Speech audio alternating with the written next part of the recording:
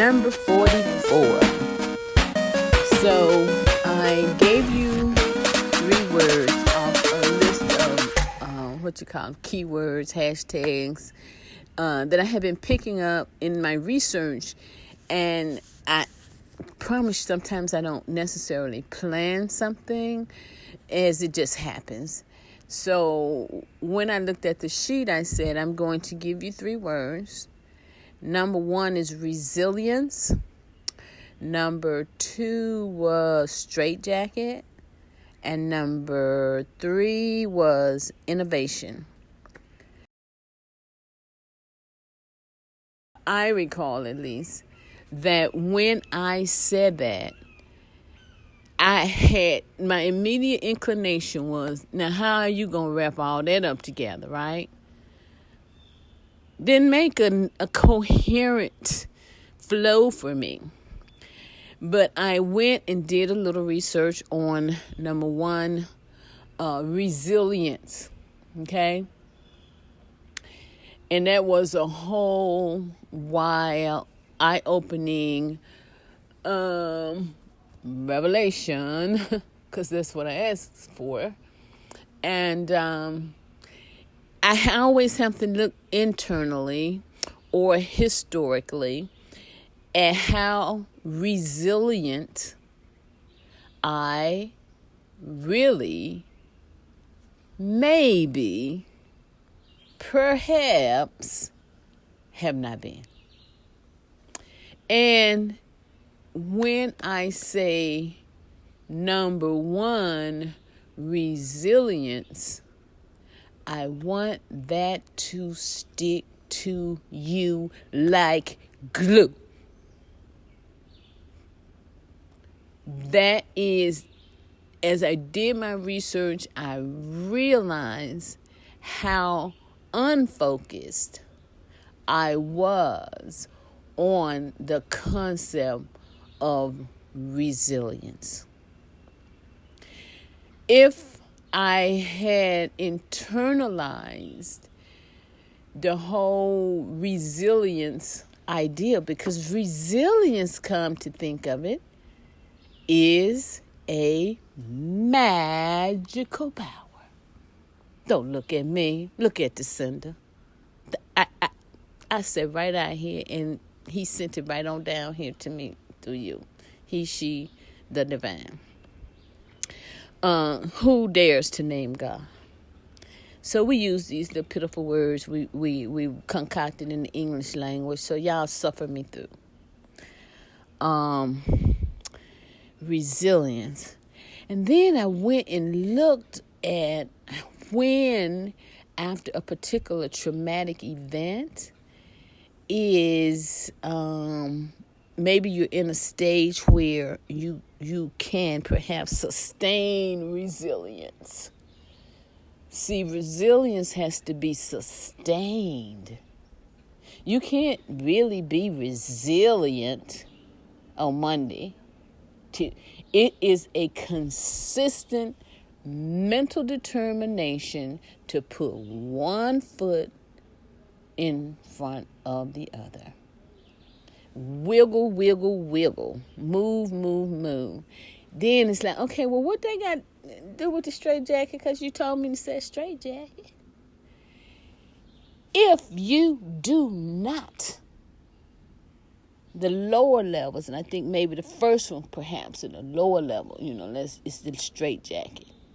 It's where you're wrapped up, you're tied up in your situations, your emotions, and your problems. You're in a total straitjacket.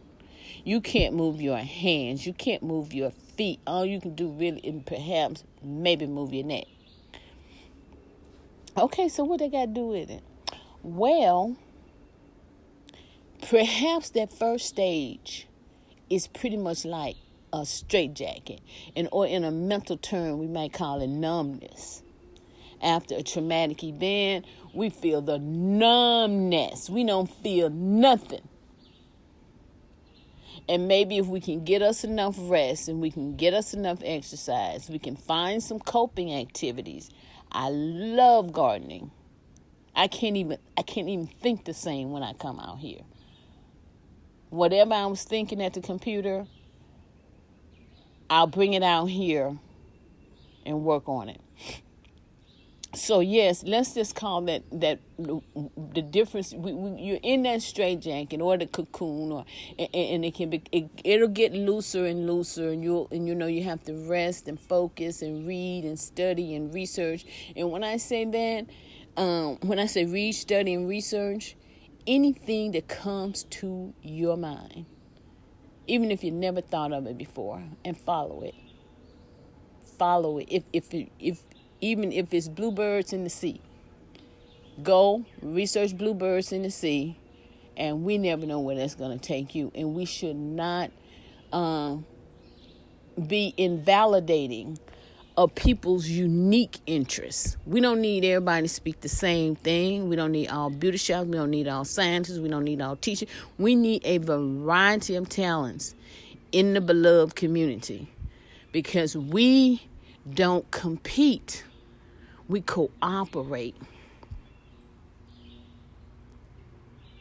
So whatever it is that I cannot tell you how many different things I find interesting. Quantum physics. I was finally able to open my mind. Whew. The straitjacket was coming off. My mind was just opening up. The mind is on lock. The spirit is on lock. I didn't know I was going to say all this. I was in totally a mental and physical straitjacket experience.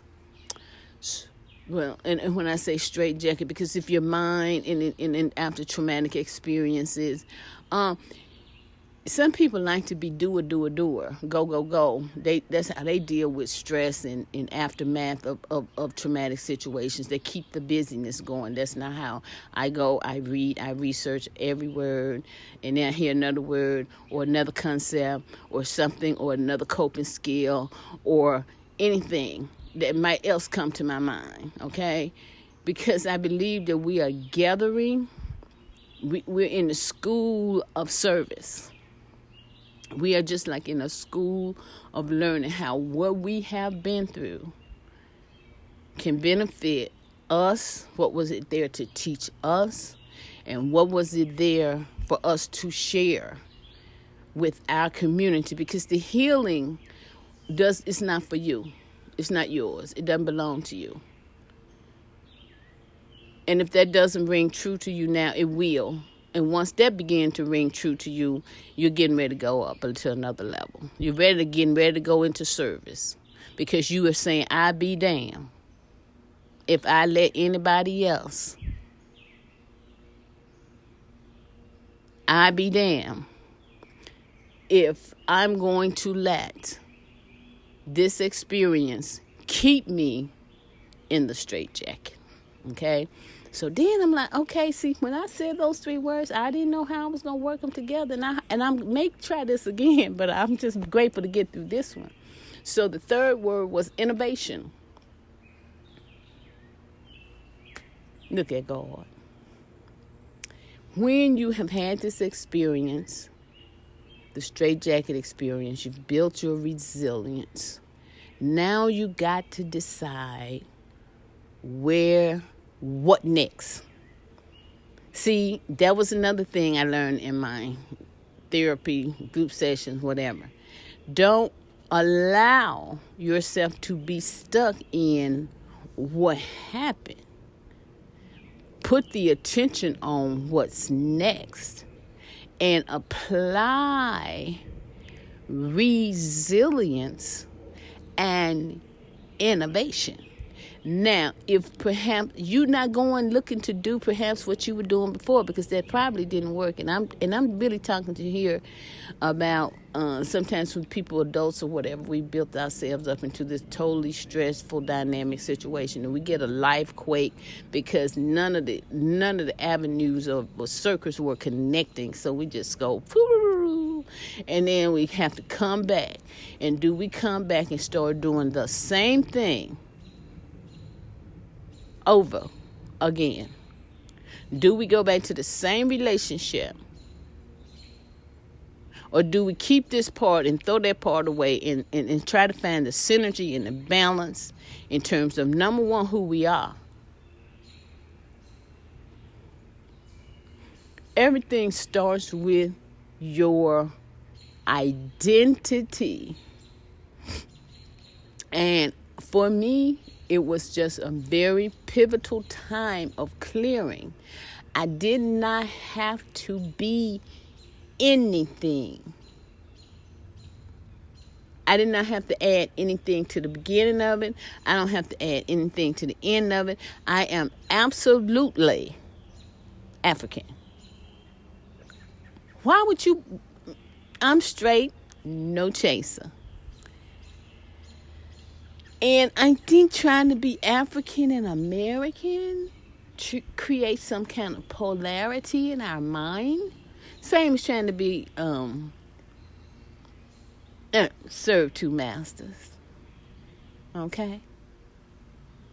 Choose. Identify.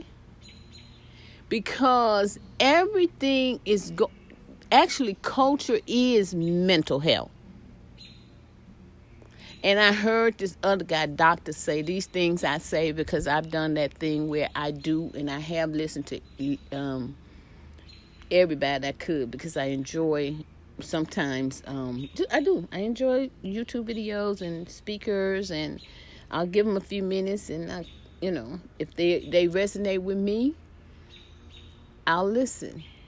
I've listened to everything from University of Stanford, California, Harvard, anywhere, because these universities all allow you to view their people, and when they come into these expensive seminars, listen, slow your brain down.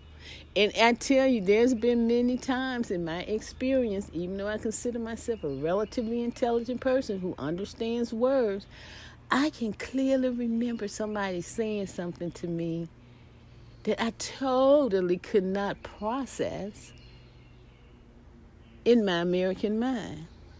I just couldn't process it.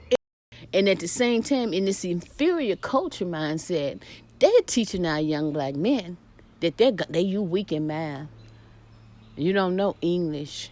They're even steering us and our young boys into a system of servitude. And we got to do better. So I think I've covered it pretty much without getting too preachy. How we're going to go.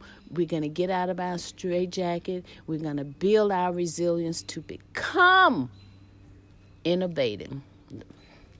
Up there, don't look at me. Return to sender. Love you.